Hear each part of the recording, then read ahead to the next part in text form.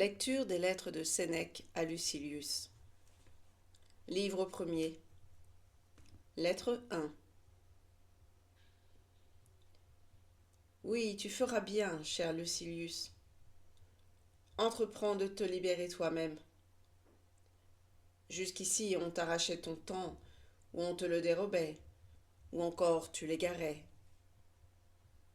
Réunis ce capital et ne le laisse plus se perdre. Dis-toi bien que c'est vrai à la lettre. Il est des instants qu'on nous arrache, il en est qu'on nous escamote, il en est aussi qui nous file entre les doigts. La perte, à dire vrai, n'est jamais aussi sordide que lorsqu'elle est due à la négligence. Aussi bien, si tu veux bien voir les choses, la plus grande partie de la vie se passe à mal faire, une grande part à ne rien faire, et la totalité de la vie à faire autre chose que ce qu'il faudrait. Peux-tu me nommer un seul homme qui sache que le temps a un prix, qui fasse l'estimation de la valeur de la journée et qui réalise qu'il meurt un peu chaque jour? Là est l'erreur, en effet.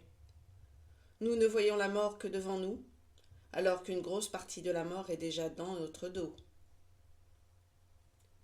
Tout ce que nous laissons derrière nous de notre existence appartient à la mort. Fais donc, cher Lucilius, comme tu me l'écris. Saisis-toi de toutes tes heures. Ainsi tu dépendras moins du lendemain, pour avoir opéré une saisie sur le jour présent. La vie court pendant qu'on la remet à plus tard. Rien, Lucilius, ne nous appartient. Seul le temps est à nous. Ce bien fugitif et glissant est l'unique possession que nous ait départie la nature, et peut nous en chasser qui veut. Telle est la folie des humains, qu'ils se sentent redevables du moindre cadeau peu coûteux qu'on leur fait, cadeau remplaçable en tout cas, mais que personne ne s'estime redevable du temps qu'il a reçu en partage, alors que le plus reconnaissant des hommes ne pourrait le rendre. Tu me demanderas peut-être comment je me comporte, moi qui te propose ces belles maximes. Je l'avouerai tout franc. Mon cas est celui d'une personne qui mène grand train, mais qui a de l'ordre. Mon registre de dépenses est bien tenu. Je n'ai pas le droit de dire que je ne perds rien, mais je dirai ce que je perds et pourquoi et comment. Je rendrai compte de ma pauvreté. Au reste, je me trouve dans le cas de la plupart des gens ruinés, sans qu'il y ait de leur faute. Tout le monde vous excuse, nul ne vous assiste.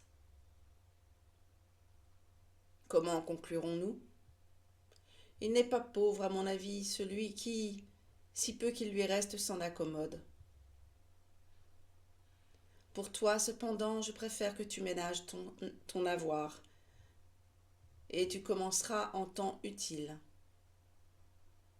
Ainsi en jugeaient nos pères. Tardive épargne quand le vin touche à la lie.